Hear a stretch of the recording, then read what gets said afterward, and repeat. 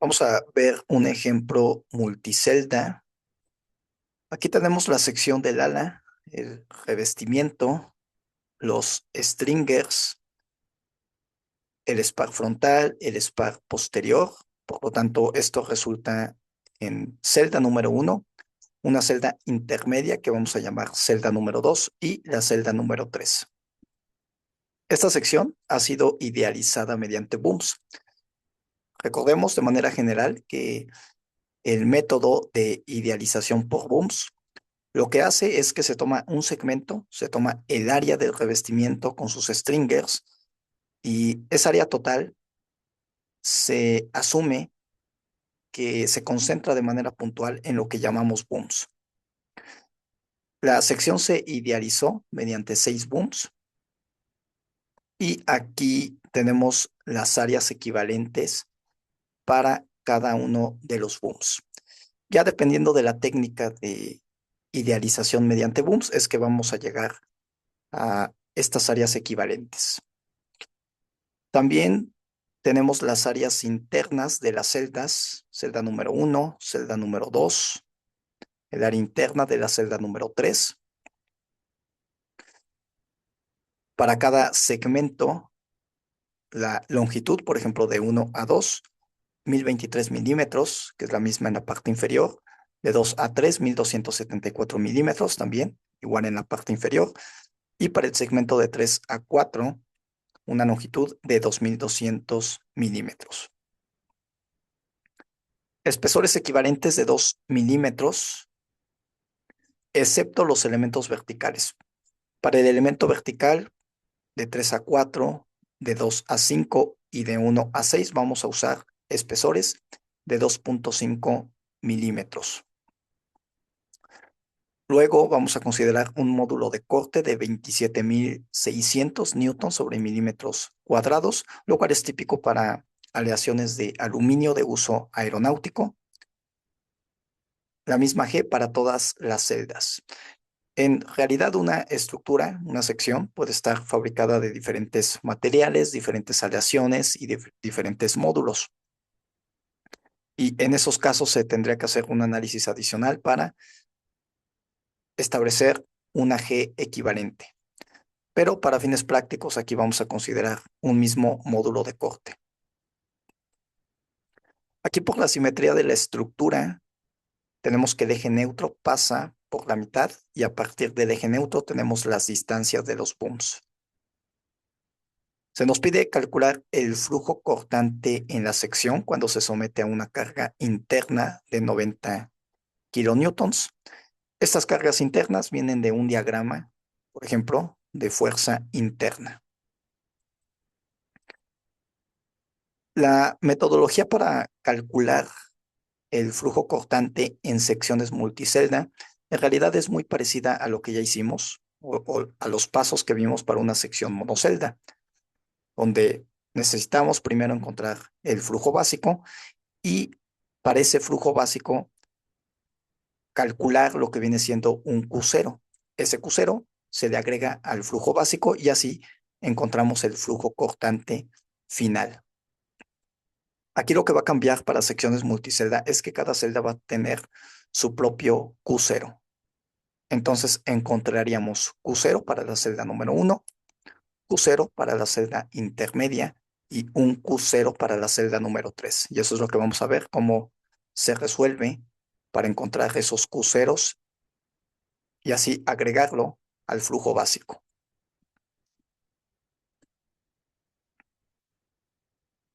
Lo primero que podemos hacer es calcular el segundo momento de área. Ya sabemos cómo hacer este cálculo cuando tenemos una sección idealizada mediante booms, con el eje neutro, con la distancia, con las áreas. Y luego de la ecuación general del flujo cortante, la simplificamos. Esta vendría siendo su forma continua con la integral. En el caso de booms podemos usar la forma discreta.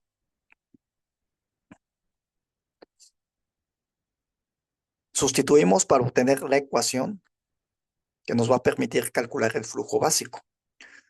90 por 10 a la 3 newtons entre el segundo momento de área Observen las unidades, nos quedan newton sobre milímetros a la cuarta. Entonces el área de los booms los vamos a dejar en milímetros cuadrados y la distancia también en milímetros. De tal manera que el flujo básico siempre va a ser en newton sobre milímetro. ¿Cómo comenzamos a calcular el flujo básico? Si recordamos en las estructuras monocelda, hacemos un corte ficticio o un corte imaginario.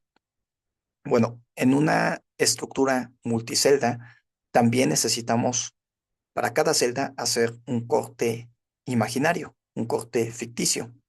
Aquí la pregunta es, ¿qué segmentos son los más adecuados para hacer ese corte imaginario?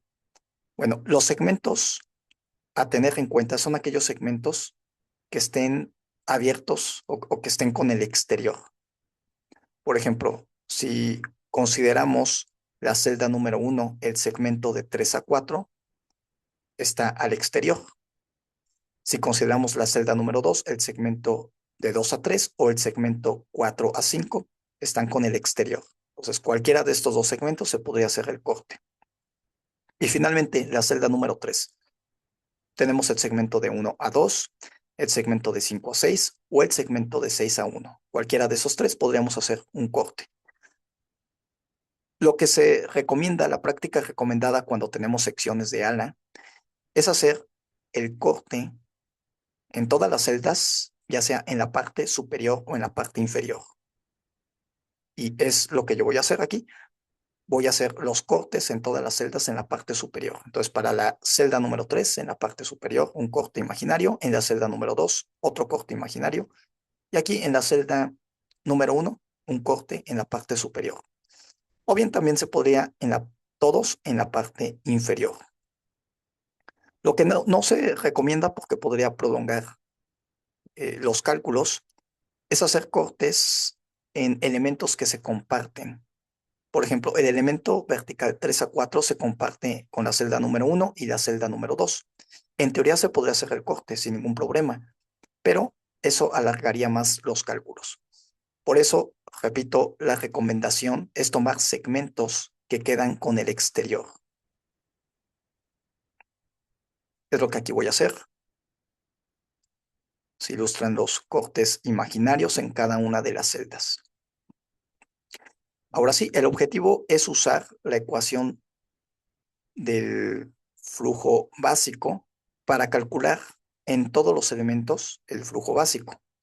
Podemos comenzar en cualquier celda de algún extremo, por ejemplo, la celda número 1 o la celda número 3. Yo voy a comenzar con la celda número 3.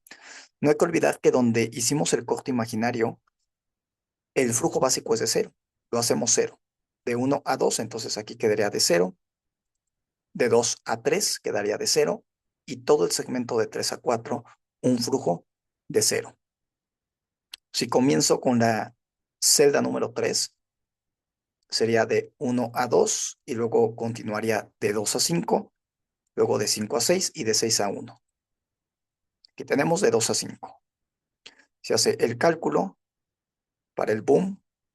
Necesito el área del boom número 2, su distancia al eje neutro queda positiva porque está arriba del eje neutro, dando como resultado 99.27 newton sobre milímetro. ¿Qué significa el signo negativo? Simplemente significa de que la dirección del flujo básico no va de 2 a 5, sino que es al contrario, de 5 a 2. Muy bien, voy a continuar de 5 a 6. Podemos ver que aquí el boom número 5 está a una distancia por debajo del eje neutro, entonces es negativo. Y esto da como resultado un flujo de cero. Tiene sentido, porque cuando tenemos simetría, de 1 a 2 es cero, entonces su elemento simétrico de 5 a 6, pues también va a tener el mismo flujo cortante, que en este caso es de cero. Ya tenemos de 5 a 6, continuamos con 6 a 1. Observen que para 6, una distancia por debajo del eje neutro, menos 165, y un flujo de 47.35. Es positivo. Esto significa que el flujo, la dirección, sí va de 6 a 1. Entonces, aquí ¿qué tenemos? Tenemos ya el flujo básico de 1 a 2, de 2 a 5, de 5 a 6 y de 6 a 1. Vamos a continuar con la siguiente celda, empezando de 2 a 3, que ya sabemos que es 0, de 3 a 4, de 4 a 5. Aquí ya no es necesario hacer de 5 a 2 porque ya lo tenemos. En esos elementos donde ya calculamos su flujo básico, ya no hay que volver a calcularlo, aunque esté en la celda que estemos analizando. De 2 a 3 es 0, entonces directamente de 3 a 4 queda de 71.86. Es negativo, significa entonces que la dirección es de 4 a 3. Luego, por la simetría ya sabemos que de 2 a 3 es 0, entonces de 4 a 5 nos debería de dar 0. Pongo el cálculo y resulta de 0, lo esperado. Y ya terminamos en realidad porque de 3 a 4 de la celda número 1 hicimos el corte, no tenemos otro boom, entonces todo este segmento tiene un flujo básico de 0. Ya terminamos con el paso número 1. El paso número 2 en realidad es comprobar sumatoria de fuerzas. Aquí todos los elementos donde tenemos flujo básico son verticales. Lo que se puede hacer es comprobar de manera muy sencilla. 71.86 newton sobre milímetro. Lo multiplicamos por la distancia total de 400. Eso nos va a dar una fuerza. Hacemos lo mismo de 5 a 2 y de 6 a 1. Y la sumatoria final nos debe de dar 90 kilonewtons. Entonces, lo pueden comprobar de manera rápida. Yo aquí voy a continuar. Ya tenemos el flujo básico. ¿Qué necesitamos ahora? Q0. Y es aquí donde está la diferencia. Cuando hicimos los análisis para monocelda, nada más tenemos un Q0. Bueno, aquí, en este caso, cada celda tiene un Q0. Para resolver cada uno de los Qs, nos vamos a ayudar de la ecuación del ángulo de giro que vimos en torsión. La lógica es esta. La lógica es de que todas las celdas pues están unidas, forman parte de una estructura íntegra. Entonces, toda la estructura se va a someter a un ángulo de giro por la fuerza que se le está, fuerza interna que tiene, todos los flujos, un ángulo de giro. Entonces, toda la estructura, un ángulo de giro, pero como todas las celdas están unidas, pues cada celda también se va a someter a ese ángulo de giro. Entonces, esta ecuación la vamos a aplicar a cada una de las celdas. A lo que quiero llegar es de que vamos a tener tres ecuaciones usando el ángulo de giro y otra ecuación con sumatoria de momentos. Entonces, al final, un sistema de ecuaciones que se va a resolver para encontrar el flujo cortante que estamos buscando. Vamos primero con la celda número 1. Bueno, primero, ese flujo Q0 que tenemos en cada una de las celdas, no sabemos su sentido. Puede ser sentido horario o sentido antihorario. No hay que olvidar que Q0 es un flujo cortante constante que rodea toda la celda. En una celda puede ser sentido horario, en otra celda sentido antihorario, no lo sabemos. Aquí lo importante es suponer que todas las celdas, su flujo Q0, actúan en un sentido. Y vamos a suponer que todo el flujo Q0 de todas las celdas actúan en sentido antihorario. Y eso lo voy a designar como positivo. Podría asumir lo contrario. También podría asumir que todos los flujos Q0 actúan en sentido horario y son positivos. Llegaríamos exactamente a lo mismo. Aquí lo que importa es ser consistentes. Voy a definir antihorario como positivo. Entonces, todo flujo que vamos a analizar celda por celda. Y en cada celda, todo flujo que me genere o que esté en sentido antihorario va a tener signo positivo. Voy a empezar con la celda número 1. Esta es la ecuación. Tenemos 1 sobre 2 veces el área interna ya las tenemos aquí, y G también, que es lo mismo. Entonces, no los voy a escribir para hacer más compacta la ecuación. Lo que me interesa es que se entienda lo que sigue, lo que está en la integral. La integral dice que es una integral cerrada. ¿Por qué? Porque hay que considerar el flujo o todos los flujos que tenemos dentro de la celda. ds es la longitud donde estaría ese flujo y T su espesor. Por ejemplo, aquí lo que está de color azul representa Q01 para la celda número 1. Como como se está ilustrando, imaginemos que Q01 estaría en este sentido, en todos los elementos que componen la celda número 1, sentido antihorario. Por eso Q01 es positivo. Y comenzamos con los segmentos donde estaría actuando. Bueno, ya sabemos que es alrededor de toda la celda, entonces comenzamos de 3 a 4, una longitud de 2200. ¿Y qué espesor tiene esa longitud? 2 milímetros. Ya pasamos de 3 a 4 y el otro segmento que nos falta es de 4 a 3. 4 a 3 tiene una longitud de 400. Es un elemento vertical, entonces recordemos que los elementos verticales en este caso es de 2.5 milímetros.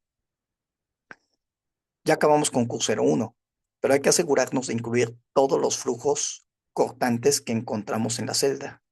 ¿Qué otro flujo cortante vamos a encontrar?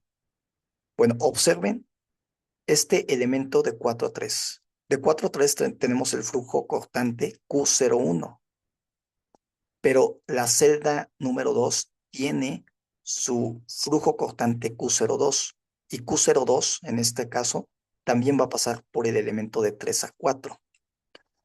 Pero vamos a imaginar aquí cómo quedaría Q02. Q02 en la celda número 2 sería este sentido.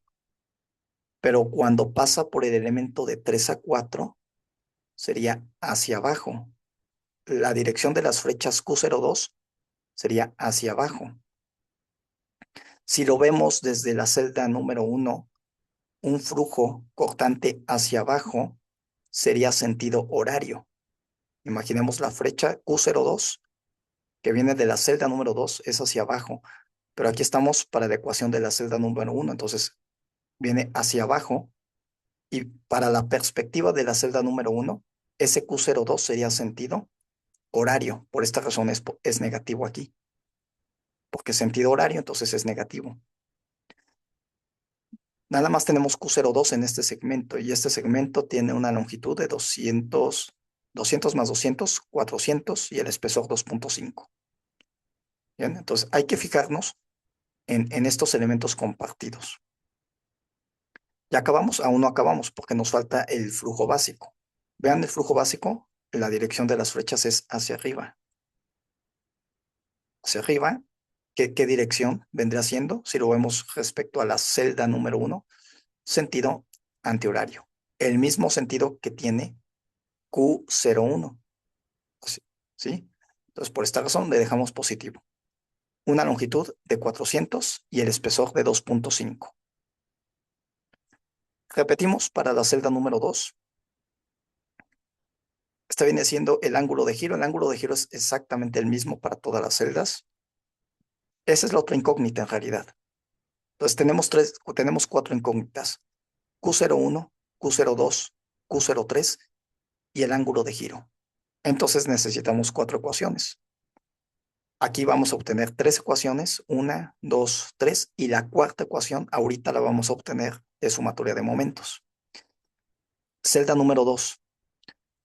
Observen de nuevo, aquí para la celda número 2, ¿cuál es su Q0? Pues Q02, el que se está ilustrando, antihorario. Si nos imaginamos las flechas, vendría siendo así. Y primero nos encontramos con Q01, pero de la celda 1. Pero observen, Q01 es en esta dirección, también antihorario. Pero ¿qué sucede cuando pasa por el elemento compartido con 2? Bueno, Q01 por el elemento compartido con 2, es decir, de 4 a 3 sería hacia arriba. Sería hacia arriba. Y si lo vemos de la perspectiva de la celda número 2, esa flecha hacia arriba sería sentido horario. Por esta razón es negativo. Q01 es negativo en este segmento. 400 entre 2.5. Y luego podemos incluir Q02. Q02 es el propio de la celda número 2. Sentido horario, perdón, sentido antihorario es positivo. Sería de 2 a 3, de 3 a 4, de 4 a 5 y de 5 a 2. De 2 a 3, 1274, el espesor de 2. De 3 a 4, longitud de 400, espesor 2.5. Luego aquí se repite 1274 entre 2. Y finalmente de 5 a 2, 230 más 230, 460 entre 2.5. ¿Qué otro Q nos falta? Bueno, tenemos aquí ahora este elemento de 5 a 2 que se comparte con la celda número 2 y la celda número 3. ¿Qué sucede con el Q03? Q03 observa en esta dirección. Entonces sería así. ¿Qué sucede cuando baja con el elemento compartido? Las flechas quedarían precisamente hacia abajo. Y si lo vemos de la perspectiva de la celda número 2, esas flechas hacia abajo, para la celda número 2 sería un sentido horario. Por eso queda Q03 negativo. La distancia, 460 y el espesor de 2.5. Entonces, seguimos en la celda número 2. Lo que nos falta son los flujos básicos. Tenemos un flujo básico de 99 y otro flujo básico de 71. Aquí está el de 99. Las flechas van hacia arriba y en este caso la perspectiva desde la celda número 2 sería sentido antihorario. Por eso es positivo. Una distancia de 460, el espesor de 2.5. Pero observen con 71.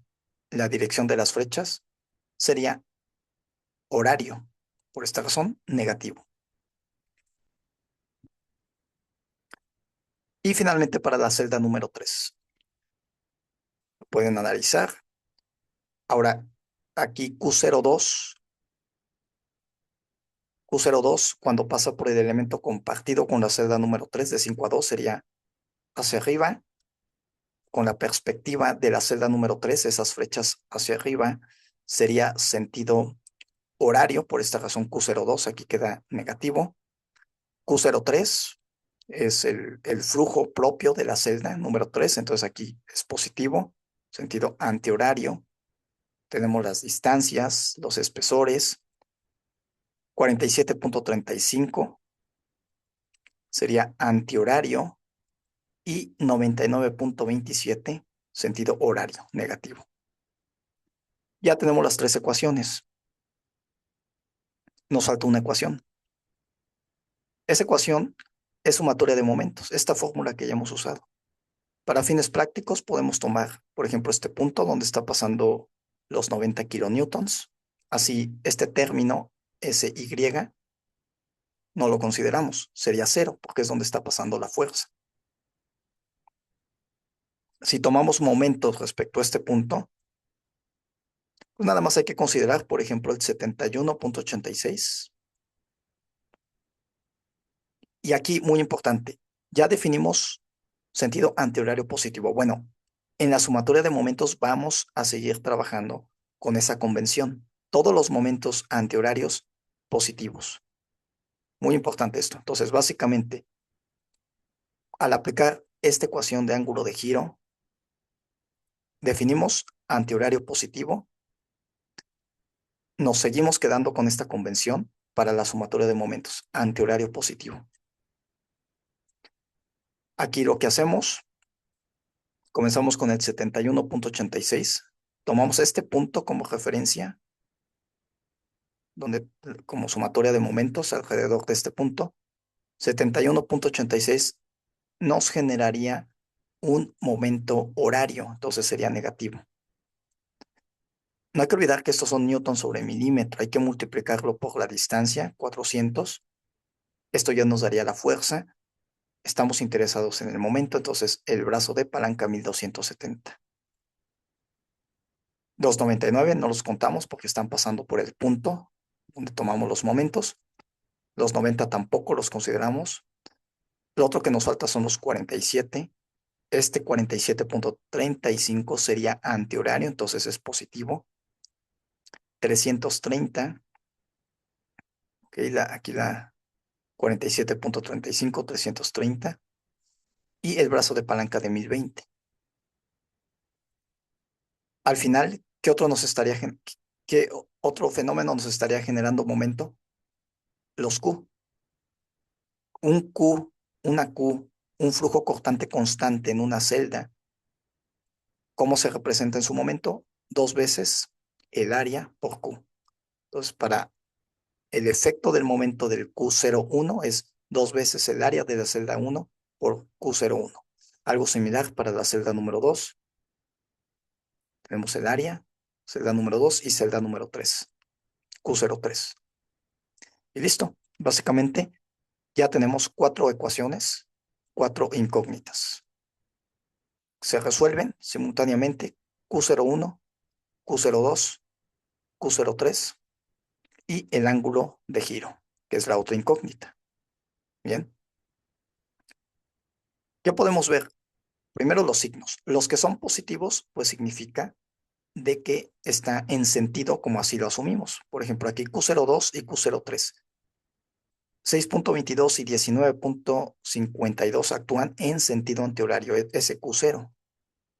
Pero Q01 nos dio negativo. Eso significa que no actúa en sentido antihorario, que en realidad para la celda número 1, su Q0 es en sentido horario.